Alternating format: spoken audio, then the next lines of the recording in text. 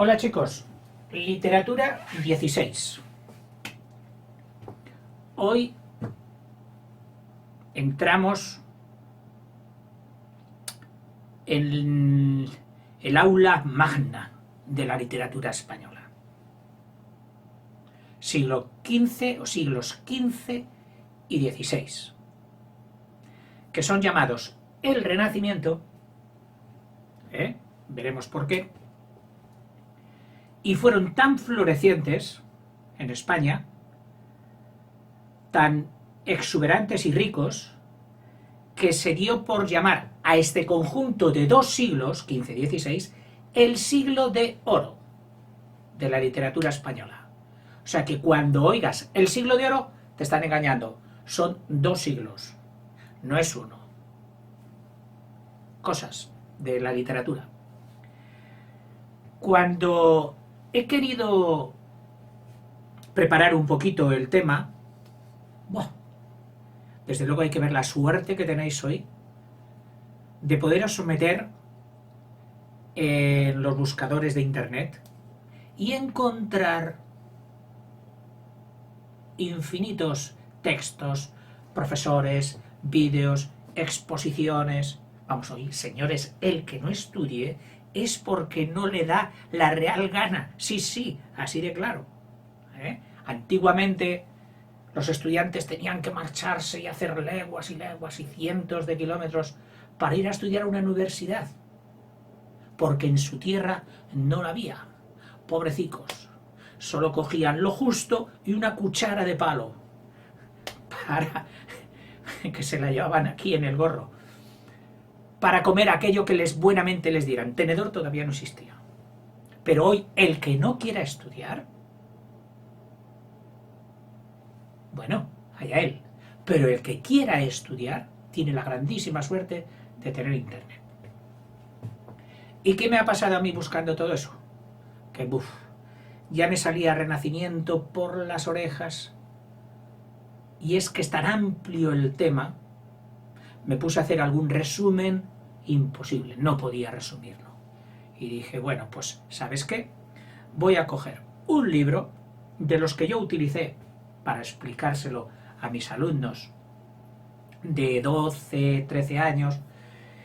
Digo, y con este libro, que él ya lo tiene resumido y extractado, porque es un buen libro, si sale algo más a medida que yo lo vaya leyendo, pues en eso consistirá un poquito la ampliación. Así que, para no perdernos por los cerros de Úbeda, como otras veces, que difícil será que no nos perdamos, voy a empezar a leer. Dice, el Renacimiento, siglos XVI y XVII.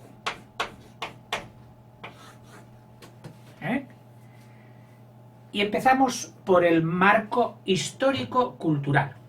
Así como esta pizarra tiene un marco, es decir, lo que rodea a la pizarra, un tema, en este caso el Renacimiento, tiene también un marco de historia y cultura. Historia, pues todo lo que sucedió, bueno, lo más importante de lo que sucedió, porque no vamos a hacer historia, estamos con literatura. Y cultural, pues lo mismo, es decir, esas otras asignaturas, esos otros temas que suelen ir acompañando pues a todo, la arquitectura, la pintura, la ciencia, las matemáticas, etcétera, etcétera. Todo eso sería el marco cultural. Dice, Renacimiento frente a Edad Media. Es decir, automáticamente el Renacimiento nace y nace enfrentado. ¿Contra qué? Contra la Edad Media. O sea, no fue un proceso de nacimiento evolutivo, como de un padre y una madre brotan un hijo, que es lo normal. No. Aquí había una ideología, una cultura, etcétera, etcétera, unos conceptos de la Edad Media, ya veremos a ver, y en contra, en oposición, que también es una manera de brotar. O sea, las cosas brotan, o por consecuencia de esto a esto. Como de un manzano sale una manzana y de esa manzana con las semillas saldrá otro manzano. Esto sería solo unidireccional. Pero en la historia, en estos movimientos sobre todo literarios y culturales, será la ley del péndulo o la ley de la oposición. Bien. La ley del péndulo o la ley del columpio. Pasamos de aquí a aquí. Cuando llevamos un poquito de tiempo aquí, ¡ay, qué aburrido era esto! ¿No era mejor lo otro? ¡Bum! Volvemos aquí. Y cuando llevamos aquí un 50, 60 años de ¡oh! Volvemos aquí. Que lo ves hasta en la moda y en la ropa. Y se empieza a llevar lo retro, lo que llevaba mi abuela y no sé qué. O sea, que es la ley del columpio. Del péndulo, que llaman. Leo, que si no, no acabaremos. Renacimiento frente a la Edad Media. El Renacimiento, que significa nuevo nacimiento, renacer, volver a nacer, supuso para el hombre un cambio revolucionario frente a la Edad Media. Revolucionario significa, pues, hasta un poco estridente, es decir, que no fue suave, no fue poco a poco, no, con revolución. Oye, pero si antes, pues, no, pues ahora todo lo contrario. Deja de todo lo contrario. Frente a la Edad Media. Para los renacentistas, que así se llamaron los que adoptaban estas doctrinas, la Edad Media fue simplemente, ya para estos, veían a la Edad Media como un periodo del tiempo oscuro, oscurantista, ahí metidos en las cuevas de los monasterios, en las cuevas de la tradición religiosa, en las cuevas del oscurantismo, de lo prohibido, de la muerte, de la depresión humana. Qué oscuro es eso. Abandona ya. Ropa negra, quita. Hombre, ropa clara, ideas, a vivir. Aquello era a prepararte para la muerte. Era la Edad Media. Todo en función de la otra vida. Aquí no. Olvídate. Si ya sabes que vas a morir, olvídate y vive. Vive. Esa era un poquito la idea del Renacimiento. Y ellos vieron esta luz y alegría de vivir, esencia de vivir, que al fin y al cabo, aun habiendo sido creados por el mismo Dios que creó a los de la Edad Media, podían decir que fuimos creados para vivir, no para ir muriendo poco a poco. No. Fuimos creados para vivir, disfrutemos la vida. Ellos cogieron como foco luminoso, como faro para dirigirse, la antigüedad de Roma y Grecia, la antigüedad clásica. El Renacimiento supone una concepción nueva de la vida, que se manifiesta en todo, en la política, en las costumbres, en la literatura, etc., en todo. O sea que es un movimiento renacentista. El movimiento renacentista no solo es literario, es global, que abarca a toda la a todos los conceptos de la sociedad. Y ahora dice, en la Edad Media, por ejemplo, la principal ocupación de la sociedad tenía lugar en el campo. Los siervos de la gleba, trabajar, mucha mano de obra, poca máquina, más bien ninguna, salvo el pobrecico arado romano que nos legaron, que fue un invento maravilloso, todavía se ven algunos. Dice, con escaso desarrollo de las grandes ciudades. Es decir, las ciudades no eran muchas y además poco pobladas en la Edad Media. A partir del siglo XIV, es decir, ya cuando se va acercando a nuestro siglo XV, pues el siglo XIV, al que muchos han llamado también de pre-renacimiento, ya en el siglo XIV, sin embargo, se observa un progreso de las ciudades, empiezan a aumentar de población, que continuará activamente en los siglos XVI y XVII. La vida de la ciudad implica el desarrollo de varias cosas. Vivir en la ciudad. Por supuesto, no de los labradores, no, de la burguesía. Es decir, ese estado del ciudadano o forma de vivir donde ya no es el contacto con la tierra, sino con el comercio, con la industria, con la transacción, y genera riqueza. Y esta riqueza ellos la quieren manifestar. Que se vea que somos ricos, que podemos. Una buena casa, un palacio, donde en medio de la ciudad, en la plaza del pueblo, voy a ver si puedo hacerme la casa más bonita que la del otro y la del otro y la del otro.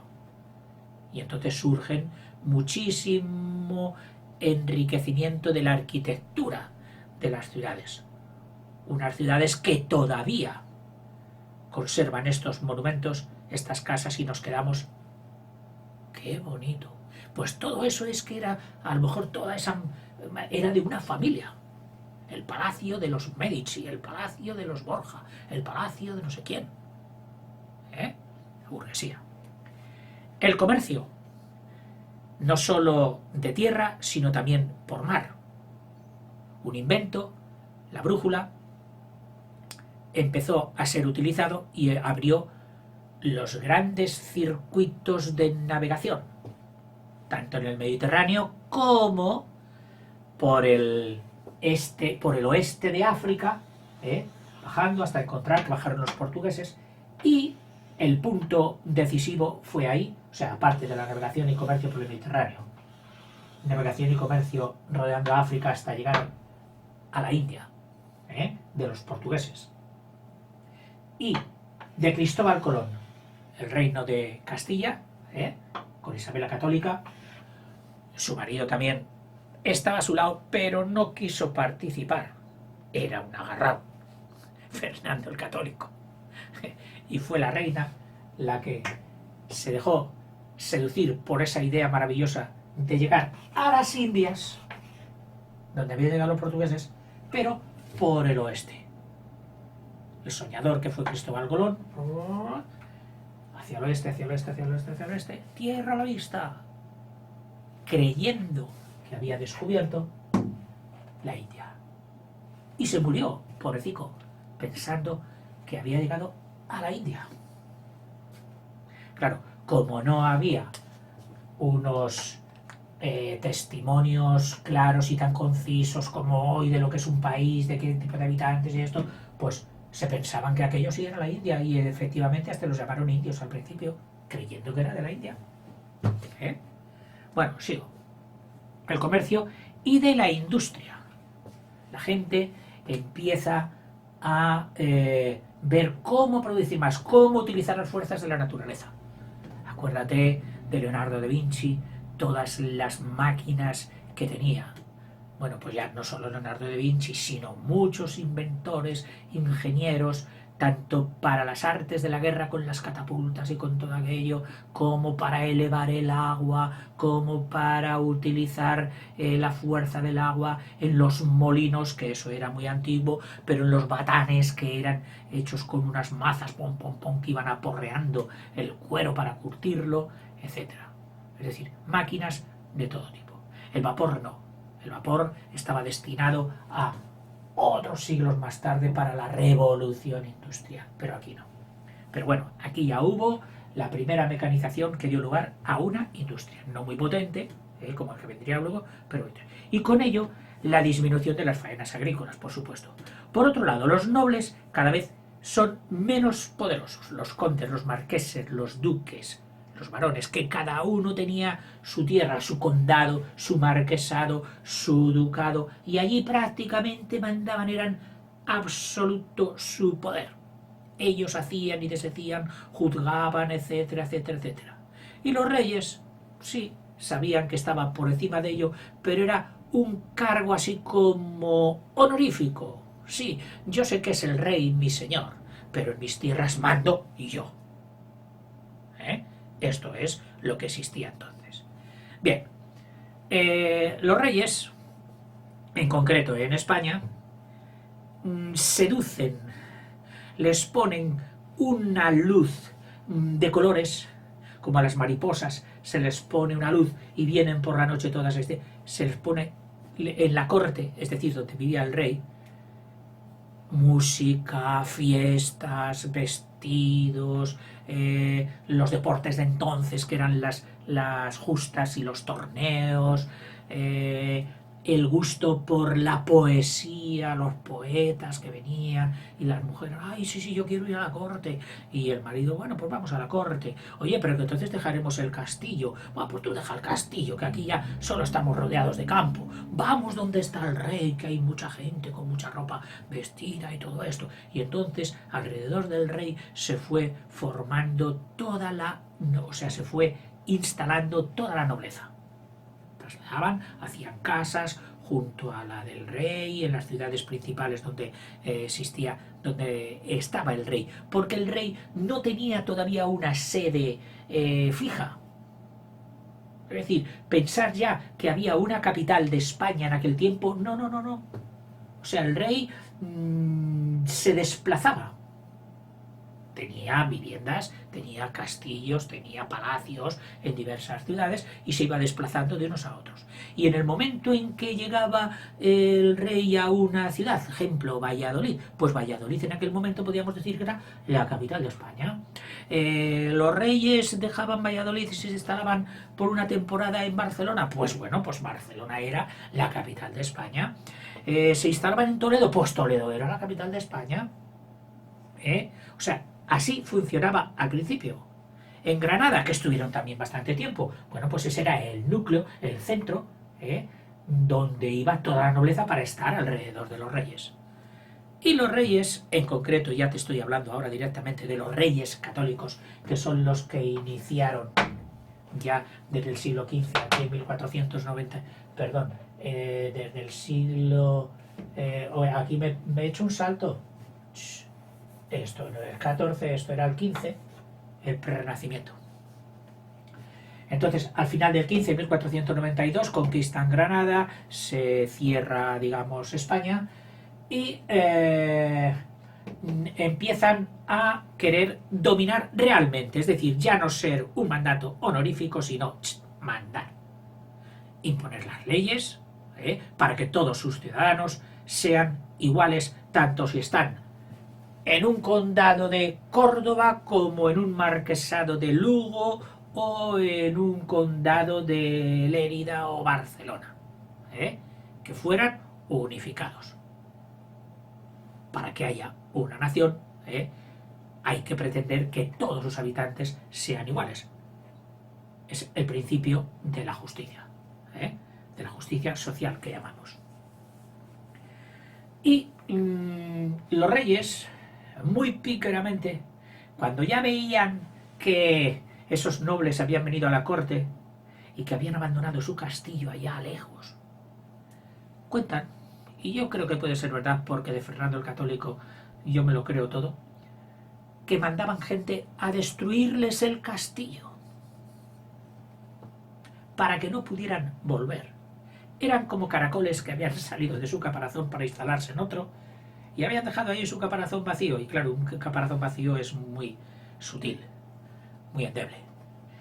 Y aquel castillo que ellos dejaron, los reyes católicos, se iban encargando de que al menos no estuvieran operativos, de quitarles las instalaciones que les permitieran defenderse y volver otra vez allí al conde y el duque para rebelarse contra el rey.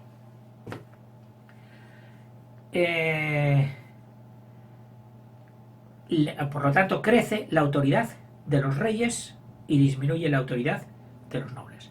En lugar de pequeñas zonas gobernadas por la nobleza, que esos eran los marquesados, tal que te he dicho, el rey ejercerá su poder sobre amplios territorios, que en el siglo XVI construirán las nuevas nacionalidades.